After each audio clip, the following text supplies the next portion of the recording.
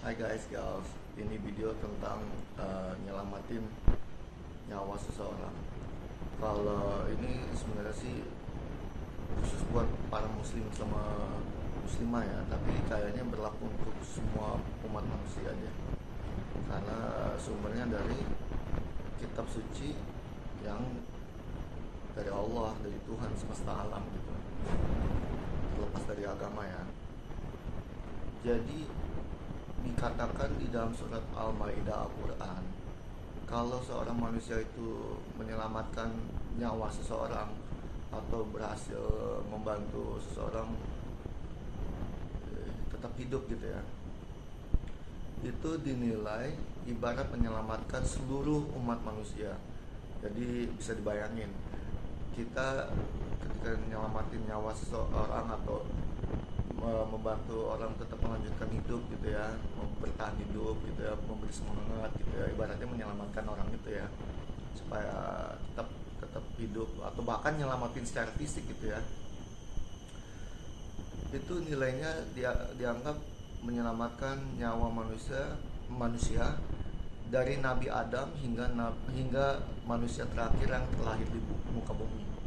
Lu bayangin tuh berapa miliar orang tuh, berapa miliar orang. Sekarang aja udah hampir 8 miliar orang tahun 2025 gitu ya. Apalagi di tahun 0 gitu loh. Gimana tuh rasanya pas lu udah berhadapan sama Tuhan, dosa lu setumpuk, lu bakalan masuk neraka misalkan ya. Tahu-tahu lu dicatat nyelamatin seluruh umat manusia gara-gara lo kasih makan, kasih semangat orang, akhirnya orang itu melanjutkan hidup, bertahan hidup, gak jadi bundir misalkan, atau dia tetap bertahan hidup karena dia semangat gara-gara kita gitu, atau bahkan menyelamatkan, benar-benar menyelamatkan karena kita ngasih dana untuk rumah sakit, atau kita berhasil menghindarkan orang dari kecelakaan gitu ya. Terus di hadapan Allah bilang, wah ini ada catatan lo nyelamatin nyawa seseorang gitu.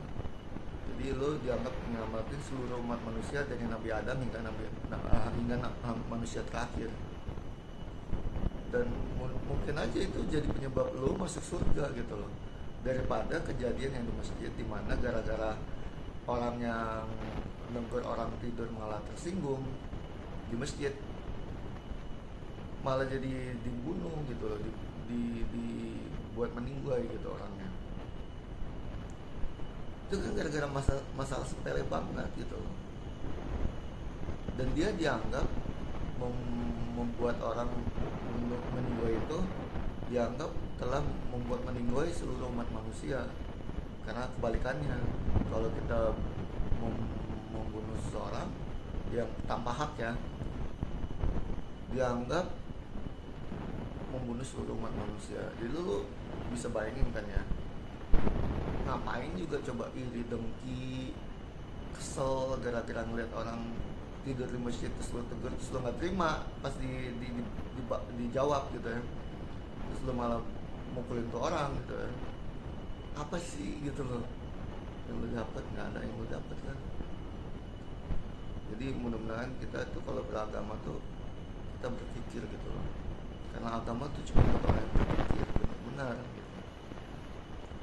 Kalau misalkan sholatnya tuh harus internalisasi gitu, jangan sampai cuman gerakannya doang tapi nggak ada di dalam hati, nggak terwujud dalam kehidupan perilaku nyata gitu. Masa orang dikeroyok di masjid, di rumah Allah, di rumah Tuhan, dimana seharusnya ada sifat maha pengampun, maha pengasih, maha penyayang di dalam rumah Tuhan gitu. Ini malah dibuat orang meninggoy gara-gara cuma tidur doang di situ, terus dia ngejawab malah nggak diterima gitu. Ini namanya juga manusia kok, lagi cuma masalah sepele gitu loh. Ampun ya. Semoga semua itu yang terlibat, bahkan kalau aparatnya nggak adil, semoga Allah akan ambil tagihan gitu. Polisi, aparat, apapun, siapapun,